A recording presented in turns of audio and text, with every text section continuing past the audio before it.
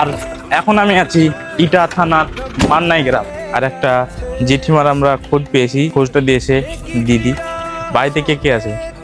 কেউ নয় বাবা, ওই বললাম যে ছেলে আছে, ছেলে বউ ভিন্ন কাছে, আর আমরা খালি মা বেটি। আচ্ছা, এটা এটা আপনার বাড়ি? হ্যাঁ, এটাই একটাই ঘর। এটা ইন্দাবাস থেকে করে দিয়ে হয়েছে না? একটু শুধু দাঁড়াবেন, আমি আসছি।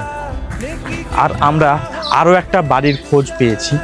দিদি, ও দিদি, কোথায়? বসো বসো। বসো, তুমি বসো, তোমাকে না, আমি বসবো না, আমি তো রোজই বসি। আপনাকে বসতে হবে। তুমি বসো না না, আমি বসবো না। তাহলে সংসার কিভাবে চলছে?